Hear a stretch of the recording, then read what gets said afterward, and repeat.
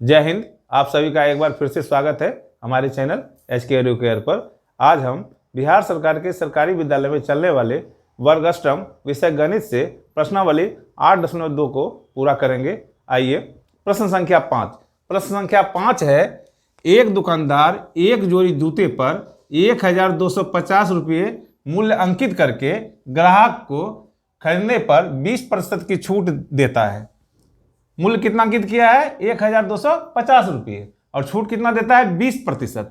छूट देने के बाद भी दुकानदार को 25% का लाभ होता है, तो जूते का क्रय मूल्य क्या है? सबसे पहले देखिए, यहां पर जूते का अंकित मूल्य कितना है? लिखते हैं अंकित मूल्य।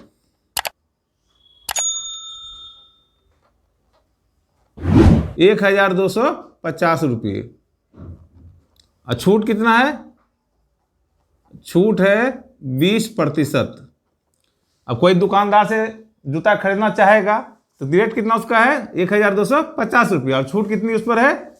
20%। तो छूट निकाल लेते हैं। छूट बराबर हो जाएगा अंकित मूल्य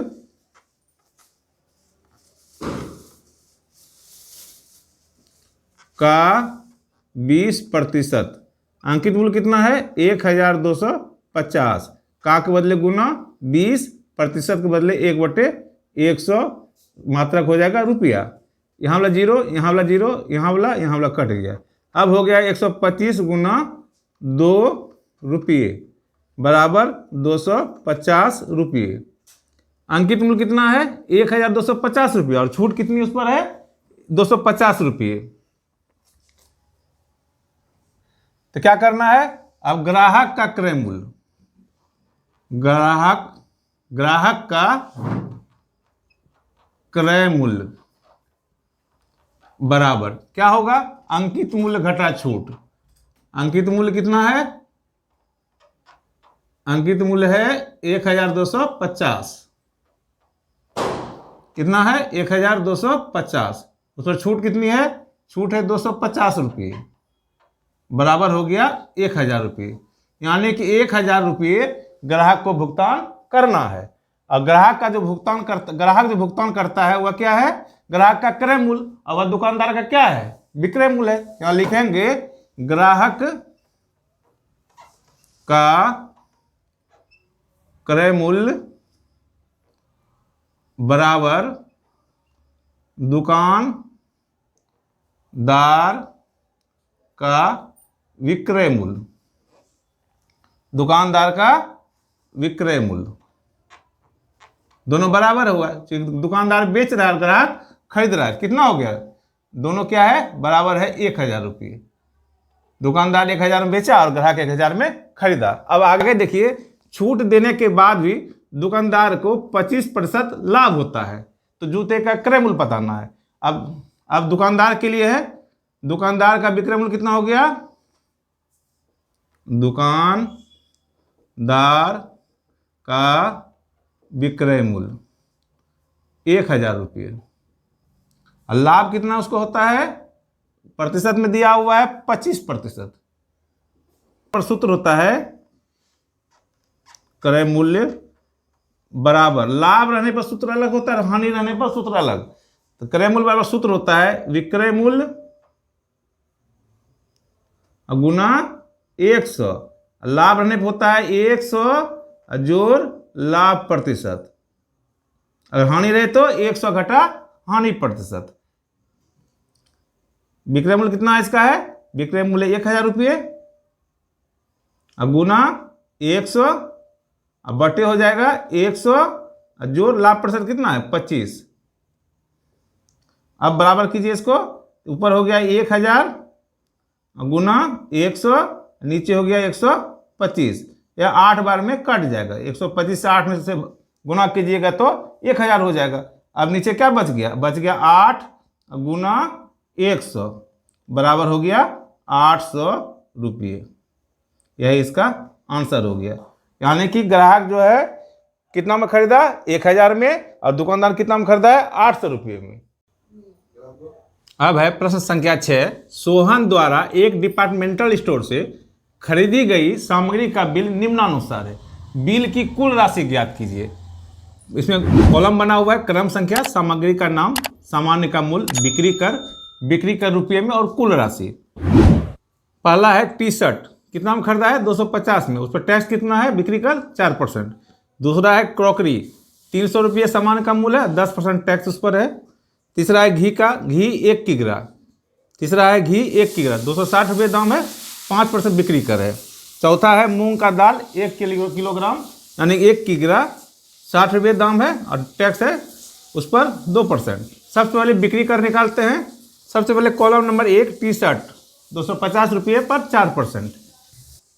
सबसे पहले टी शर्ट का निकालते हैं बिक्री कर। लिखते हैं टी शर्ट का बिक्री कर बराबर अंकित मूल्य कितना है, हो जाएगा अंकित मूल्य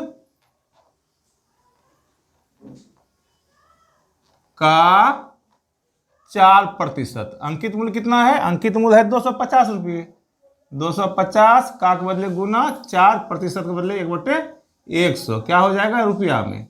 अब देखिए 4 से कटाएंगे 25 बार में कट जाएगा, ऐसे कटाएंगे तो 10 बार में कट जाएगा, तो हो गया 10 रुपये।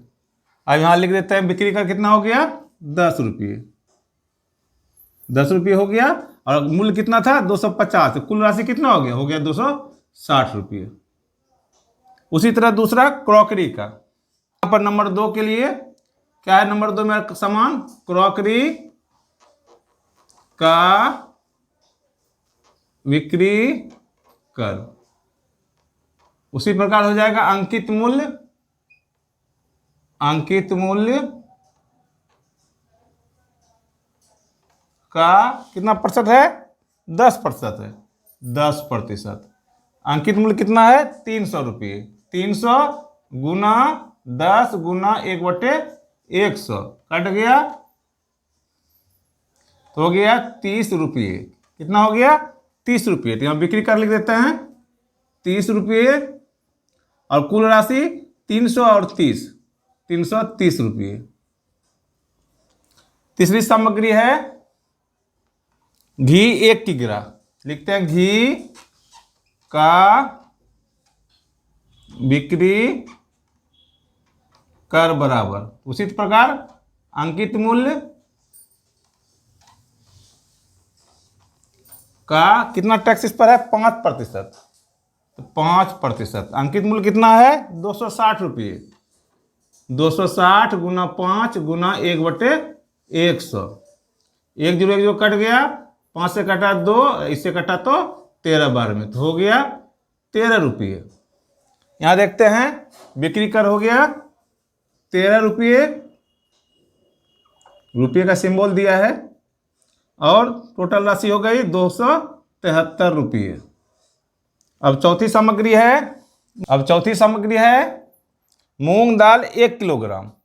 लिखेंगे मूंग दाल का बिक्री कर बराबर अंकित मूल्य का जितना % दिया हुआ है चार्ट में, अंकित मूल्य का चार्ट में दिया है 2%। अंकित मूल्य कितना है 60 रुपये। 60 गुना 2 गुना 1/100, 1 0 कट गया, गुना कर देंगे 6 दूना 12/10 रुपये बराबर हो गया 1.20 रुपये। अब देखिए टैक्स कितना हो गया, 1.20 रुपये। जोड़ेंगे तो हो जाएगा 61.20 रुपये। पूछ रहा है बिल की कुल राशि ज्ञात कीजिए। बिल की कुल राशि के लिए क्या करेंगे, जितना हम उसको चुकाए सबको जोड़ देंगे। जोड़ देते हैं। सबसे पहले 0.20 रुपये रहने दीजिए। अब इधर जोड़िए 0 0 और 3 हो गया, 3 और 1 4, 4 का 4 बाकी कुछ नहीं। अब दूसरा अंक लेंगे 6 3 9 9 7 16 16 6 22, 22 का 2 बाकी रहा 2 2 2 4 3 7 2 9 हो गया 924 रुपये 20 पैसे आंसर या 924.20 रुपये।